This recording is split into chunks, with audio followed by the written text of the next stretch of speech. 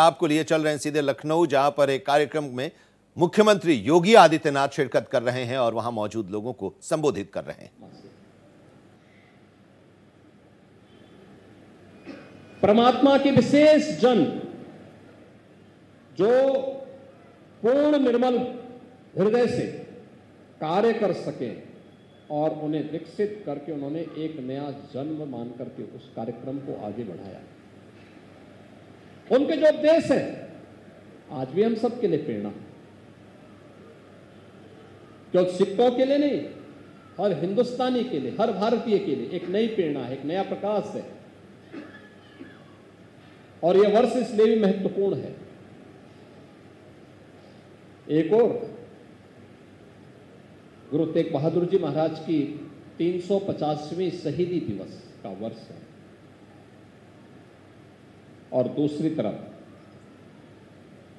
खालसा पंथ के 325 वर्ष पूर्ण हो रहे हैं।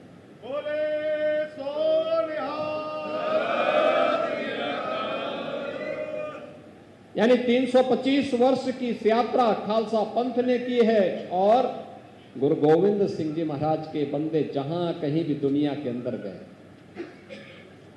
अपने जज्बे से, अपने संघर्ष से, अपने शौर्य से, अपने पराक्रम से अपना लोहा मनवाए। यही है गुरु के प्रति सच्ची आस्था का भाव। ये उन्हीं की कृपा है कि सिख कहीं भी होगा वह बिना झुके, बिना डिगे अपने पद पर आगे बढ़ता और इसलिए सरदार भी कहलाता है।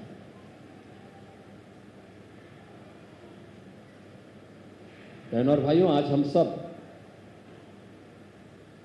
खालसा पंथ के 326वें वर्ष में प्रवेश कर चुके हैं। कितनी गौरवशाली परंपरा के साथ आप चल रहे हैं। गुरु परंपरा गुरु नानक देव जी से प्रारंभ होकर के आगे बढ़ते बढ़ते और फिर शक्ति के ऐसे पुंज के रूप में पूरे भारत के लिए प्रेरणा का माध्यम बन गया जिसकी मिसाल दुनिया में नहीं मिलती, जिसकी मिसाल दुनिया में नहीं मिलती। गुरु गोविंद सिंह जी महाराज ने तो विचित्र नाटक में अपने सब कुछ, अपने बारे में, पूर्व जन्मों के बारे में सारा विस्तृत उद्धृत करके उन्होंने रख दिया। एक नई प्रेरणा है हम सब के लिए, एक नया प्रकाश है और उस प्रेरणा और प्रकाश से जब भी हम प्रेरित होते रहेंगे, कोई बाधा हमारे मार्ग में कभी नहीं आ सकती। याद रखना, कभी नहीं आ सकती। हम आगे बढ़ेंगे, निश्चित ही आगे बढ़ेंगे।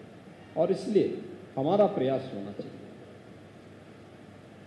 कि 325 वर्ष की शानदार यात्रा को, जिसने विपरीत परिस्थितियों में विधर्मियों का मुकाबला करते हुए न केवल अपने अस्तित्व को बनाए रखा बल्कि देश और धर्म की रक्षा करने के लिए उन पूज्य गुरु परंपरा के आदर्शों का अनुसरण करते हुए उनके विजन को जमीनी धरातल पर उतारने का काम किया। आज भी एक शानदार यात्रा के साथ आगे बढ़ रहे हैं।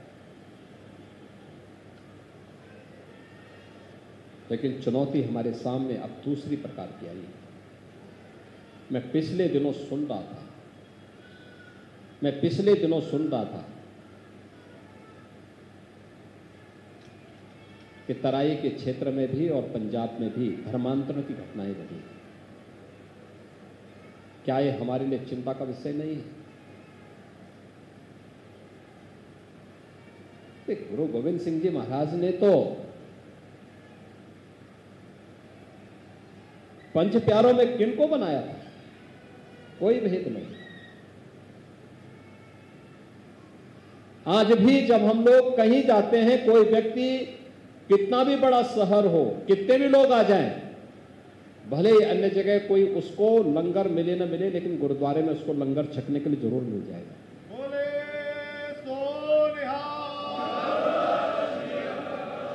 कहीं कोई दिक्कत नहीं, कोई भेद नहीं, कोई पूछता नहीं।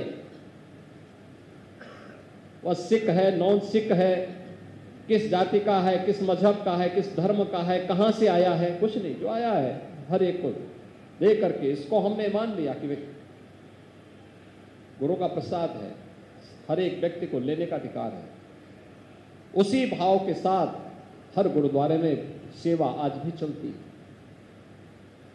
सैकड़ों वर्षों की विरासत है, लेकिन तब भी ये घटनाएं क्यों, और इस पर मिलकर के कार्य किए जाने की आवश्यकता है।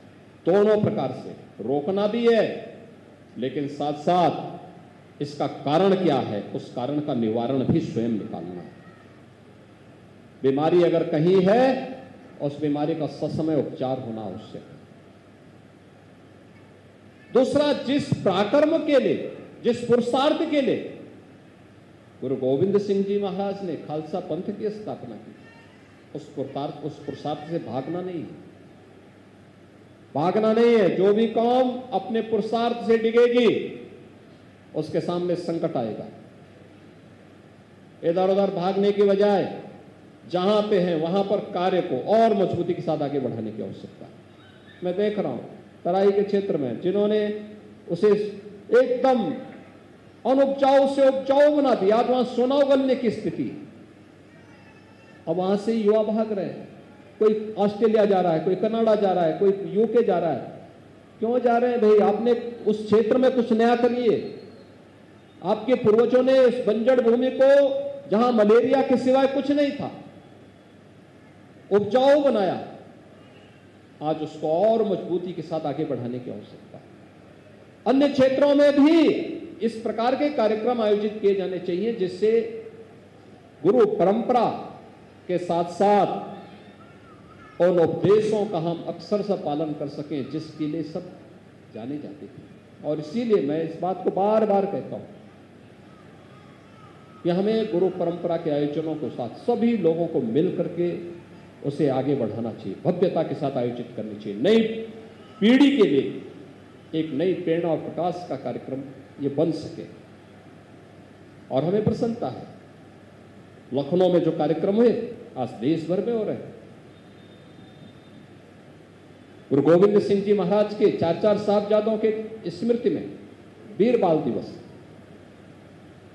मांग होती थी, हो नहीं पाता था। एक बार जैसे ही मुख्यमंत्री आवास पर होना प्रारंभ हुआ और उसके बाद आदरणीय प्रधानमंत्री जी ने 26 दिसंबर की तिथि वीर बाल दिवस के रूप में पूरे देश के अंदर घोषित कर दिया।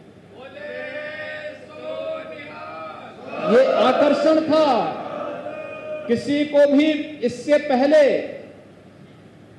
जवान पे तो सबकी थी, लेकिन कोई इस आयोजन के साथ नहीं जुड़ पाता था।